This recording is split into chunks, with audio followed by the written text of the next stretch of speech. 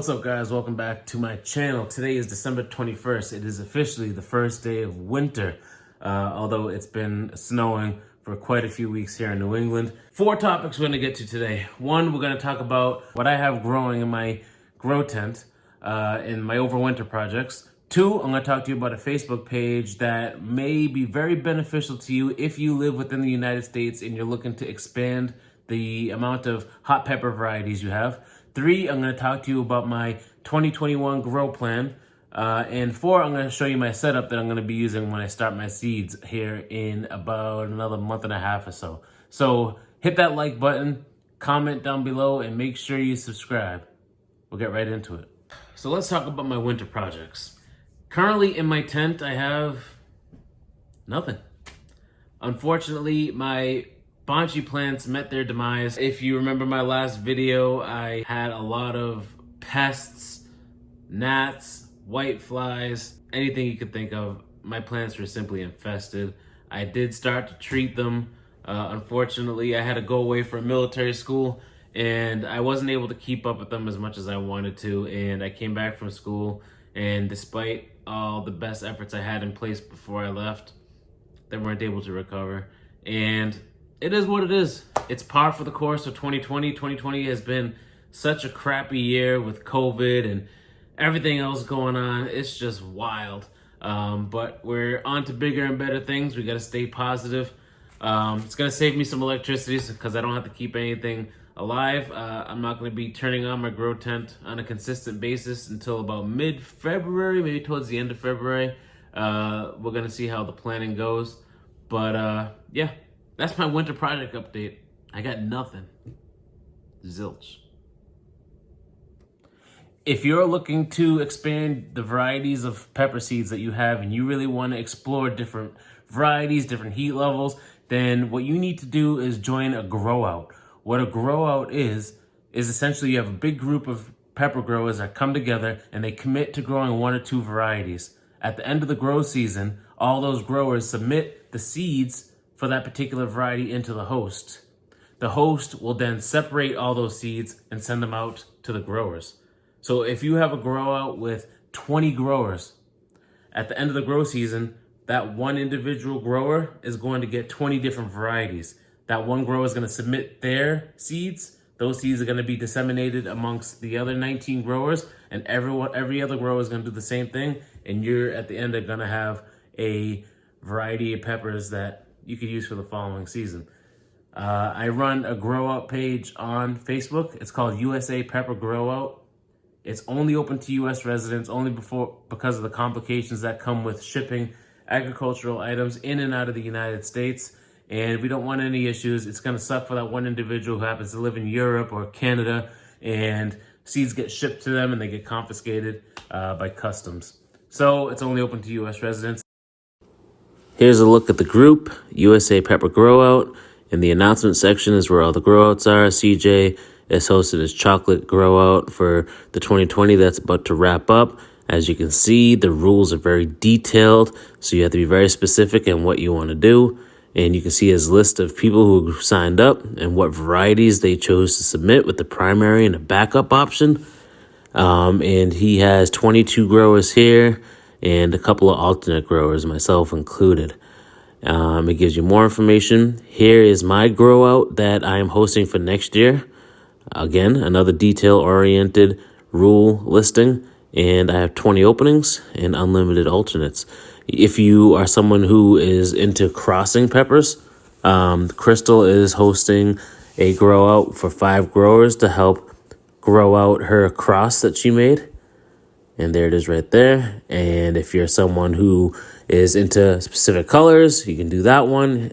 Here's my grow out for this past year that just wrapped up. All the growers and all their varieties they submitted. And each one of those 15 growers is going to get 20 different varieties of seeds in the next week. I will put a link down below in the description so you can get right onto it. Just make sure you answer the questions when you request to be a part of the page. All right, for my 2021 grow plans, I'm only going to be growing 8 varieties of seeds. And the reason I'm going to be doing this is because I want to focus on volume. I want to get as many peppers for a specific variety that I can get.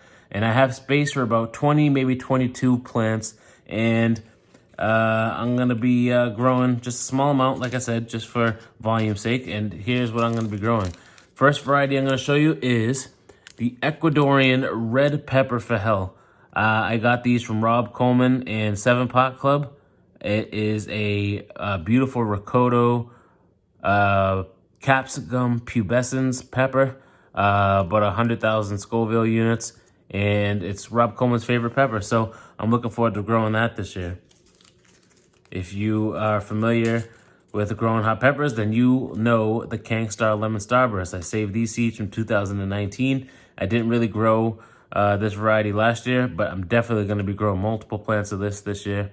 It is a delicious, beautiful looking plant and pod, and I can't wait to grow it this year.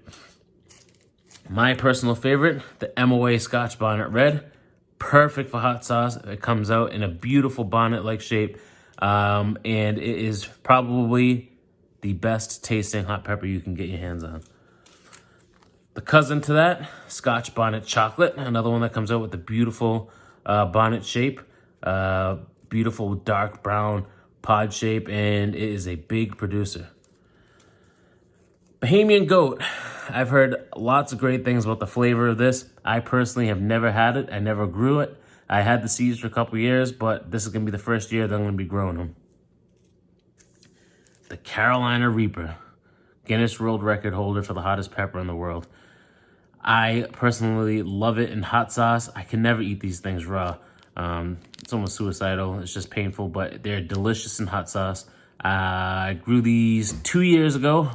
My Banshee that recently met its demise was a Carolina Reaper. Beautiful plant, beautiful pod shape, beautiful flavor. Next is the Kangstar Texas Crimson Bonnet. I got these as from my USA Pepper Grow Out. I can't wait to grow these out. I've seen Kang do his reviews on them. It's a beautiful pod shape, and I can't wait to grow them. And the classic Boot Jalokia, aka the Ghost Pepper. Can't wait to get these going. It has a nice little tropical flavor, or almost like a perfumey flavor. It's kind of hard to describe. Almost like a floral flavor. Technically considered a super hot. I've tasted them. They are very hot. It's just they're not the hottest in the world. But yeah, can't wait to grow these. I grew these also 2 years ago, and they developed a very gnarly looking pod, and I can't wait to grow these again this year. Also another one that's great for hot sauce. So that's what I have planned for the 2021 grow season. Let me show you my setup, and I'll show you exactly how I plan to grow these out.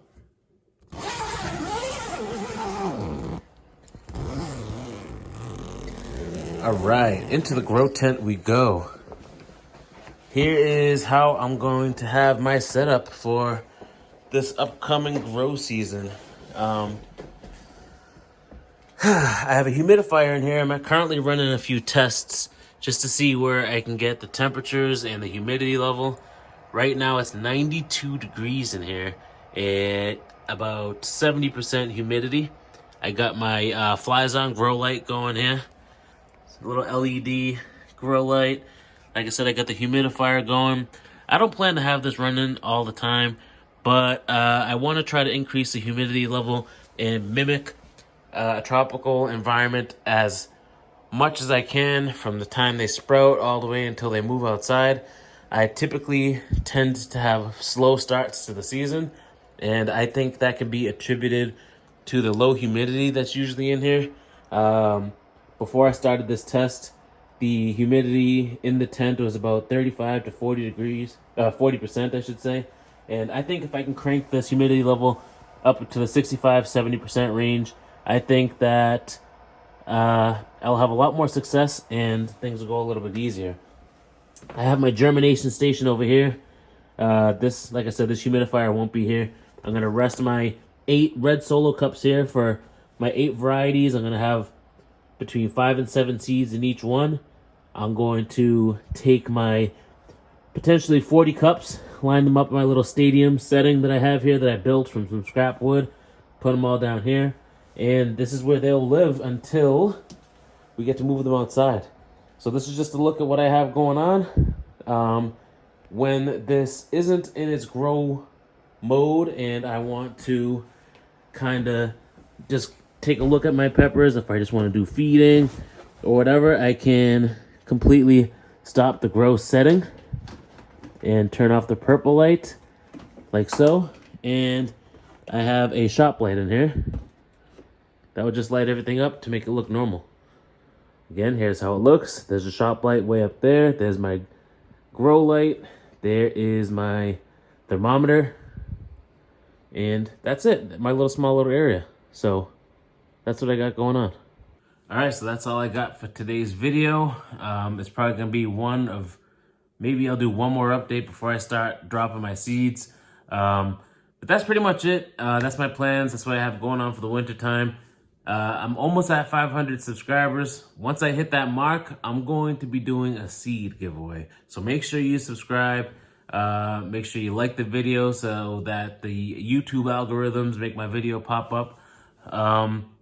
Yeah, thanks for watching. I really appreciate it. Hope you stay tuned. I hope everybody out there who's going to be growing for the 2021 grow season has a successful grow and there's no issues. I can't wait for 2021 because 2020 has been horrendous. I've never looked forward to a new year as much as I have this one. Stay safe. Merry Christmas, Happy Holidays, Happy New Year, and I'll talk to you soon. Thanks for watching.